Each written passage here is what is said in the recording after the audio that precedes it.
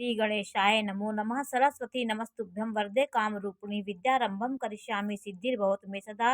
शिव शक्ति को कोटि कोटि प्रणाम। मेरे श्रोतागण, आज मैं आपको चंद्रमा से बनने वाले कुछ योगों के बारे में जानकारी दूंगी। कुछ दोष चंद्रमा से कुंडली में कैसे उत्पन्न हो जाते हैं, चंद्रमा की स्थिति क्या हो, चंद्रमा की इस भाव में बैठा हो, उसके पीछे कैसे ग्रह हो, ये सब बातें आज मैं आपको जानकारी दूंगी कि चंद्रमा से बनने वाले कौन कौन से दोष हैं जो मनु इंसान की कुंडली में उनके सुखों को दुख में परिवर्तित कर देते हैं। तो कौन से योग हैं? पहला योग देखिए, केम द्रुम योग होता है। ये योग जो है चंद्रमा के आगे पीछे, जैसे ये 7 नंबर है और 6 और 8 में ये ग्रह में यहाँ पे कोई ग्रह ना हो और चंद्रमा अकेला हो, तो ये अकेला चंद्रमा उसके पास ताकत नहीं रह पाती है। तो वो चंद्रमा अकेला हो और उसके आगे और पीछे कोई ग्रह ना हो, तो यह दोष बनता है। केम द्रुम योग होता है, वो बनता है। ये योग बनने से व्यक्ति के अंदर एक प्रकार का अकेलापन और एक उसके अंदर साहस की कमी होगी। ये दोष भयानक परिणाम देता है। मनुष्य उत्सुकता उसकी खत्म हो जाती है। वो ये नारी की कुंडली में ये दोष बहुत खराब होता है। लड़कियों का ये बहुत बुरा परिणाम देता है। तो ये योग इसके आगे पीछे यदि पापी ग्रह हैं तब भी ये योग अच्छा नहीं होगा, क्योंकि पापी ग्रह दो पापी उसको और दबा देंगे।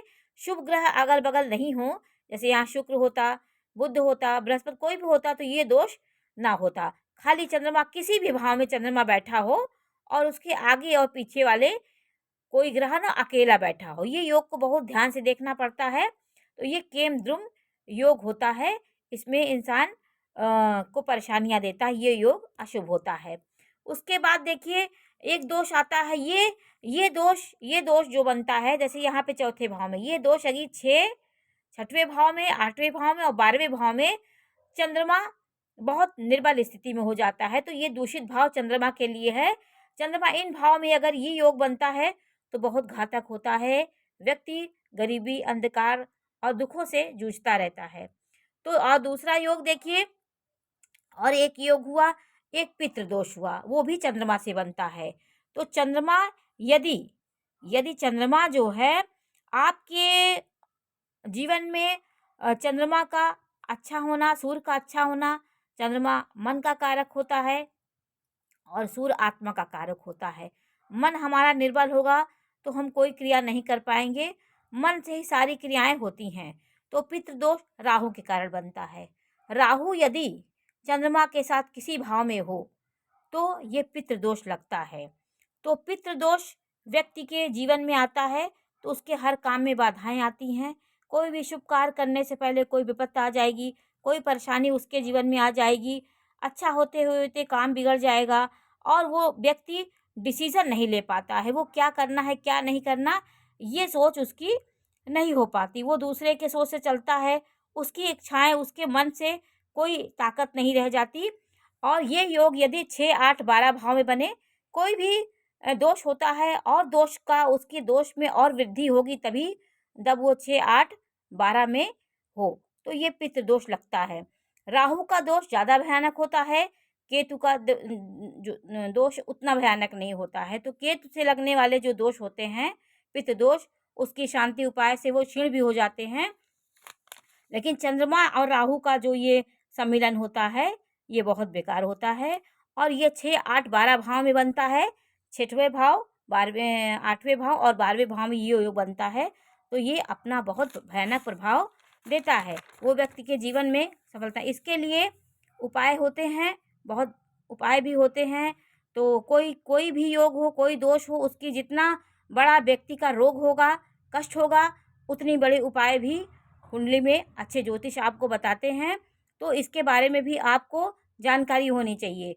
तो ये शारीरिक रूप से व्यक्ति बहुत दुखी होता है, कभी उसके चेहरे में हंसी नहीं दिखती, हर समय वो उदास और मायूस होता है। पितृदोष बुरा प्रभाव जिंदगी में देता है, वो तरह तरह के जीवन में उतार चढ़ाव लाएगा उसका कोई काम धारा प्रवाह नहीं हो पाएगा, परेशानियाँ आएँगी।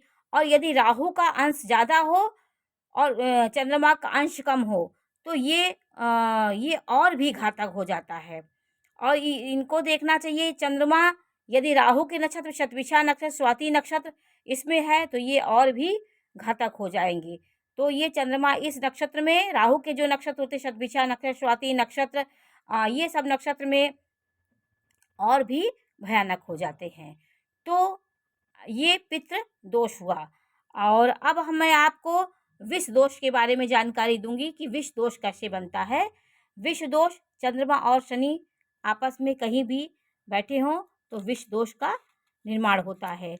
विष दोष होता है वो चंद्रमा में, जैसे सफ़ेद आपका कपड़े में आप कहीं से भी आपका काला छिट्टा पड़ जाए तो वो कहीं ना कहीं वो विष अपना डाल देता है। तो चंद्रमा के साथ शनि जो होता है वो एक प्रकार का विष दोष देता है। ऐसे ही ये योग पुरुषों के लिए तो अपमान और तनाव ये सब देता है, लेकिन औरतों की कुंडली में, नारी की कुंडली में चंद्रमा और शनि का दोष नाना प्रकार के आपको परेशानियां देगा। वैवाहिक जीवन में आपकी उथल पुथल लाएगा, आपका मानसिक संतुलन ठीक नहीं रहेगा, मस्तिष्क से आप असंतुष्ट रहेंगे, सब कुछ होते हुए भी आप कष्ट होगा आपको। और आपके वैधव्य का भी सूचक है ये। शनि और चंद्रमा का दोष अच्छा नहीं होता है, मैरिड लाइफ को बहुत परेशानी देता है। और ये दोष व्यक्ति के ये व्यक्ति दोष ये और भी बढ़ जाता है। जब व्यक्ति मांगलिक हो तो ये दोष और बढ़ जाता है, तो वैवाहिक जीवन को खराब करता है। शनि का ये योग यदि 6, 8, 12 में बने तो ये विष दोष बहुत ही भयानक हो जाता है और ये घातक हो जाता है। राहु के नक्षत्र में बने तो भी ये बहुत खराब हो जाता है। तो ये शनि और चंद्रमा के योग से बनता है। ये योग मंगल के नक्षत्र में बने, जैसे मृगशिरा नक्षत्र में बने तो सामान्य होता है। तो ये योग ऐसा होता है कि व्यक्ति के जीवन में बहुत उथल पुथल और परेशानियों का सामना करना पड़ता है। तो इस योग में स्त्रियों के लिए बहुत घातक होता है।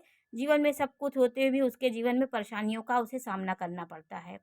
और अब देखिए ये सब चंद्रमा की स्थिति से बन रही ये सब दोष।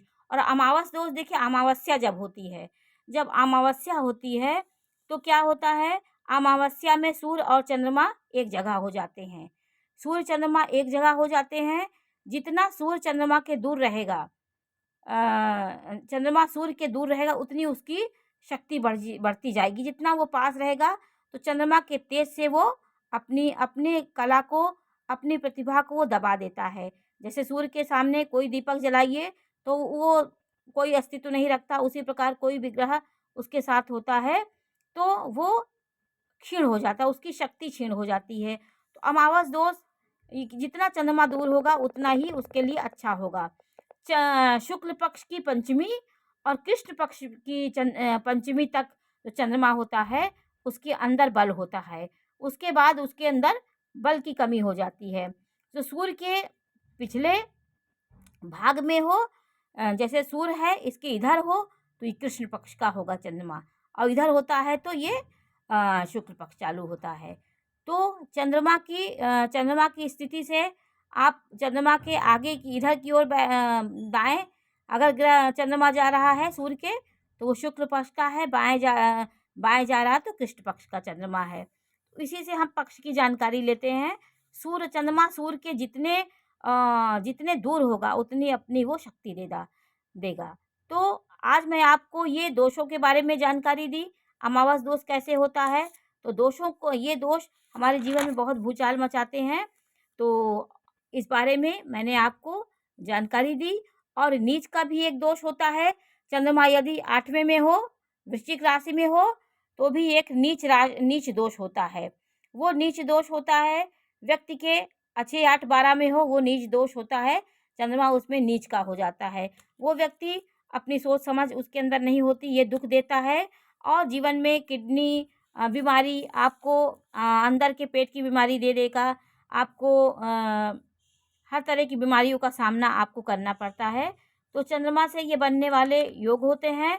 तो चंद्रमा से जो होते हैं, तो इसमें चंद्रमा और चंद्रमा का अपने अपने बराबर आप दान दीजिए, अपने बराबर चावल का दान करिए, क्योंकि चंद्रमा सफ़ेद होता है। तो चंद्रमा के दोषों को दूर करने के लिए, उसको बलि करने के लिए हम चंद्रमा के चीज़ों का दान करते हैं। जैसे वो चावल का हम दान किए, 1.25 लाख हम मंगल का जाप करेंगे, राहु के दोष से जो पितृ दोष होता है, उसके दोषों को दूर करने के लिए ये सब उपाय हमारे उसमें लिखा हुआ है। जब आपके हो, आप इसके बारे में जानकारी लेके, क्योंकि क्यों आपके जीवन में कष्ट आ रहे, तो इसको आप जानकारी आपको होना ज़रूरी है। इसको आप शांति भी करा सकते, कोई दोष से डरने की ज़रूरत नहीं, आप साधना से और उपाय से इसको क्षीण भी कर सकते हैं। नमस्कार।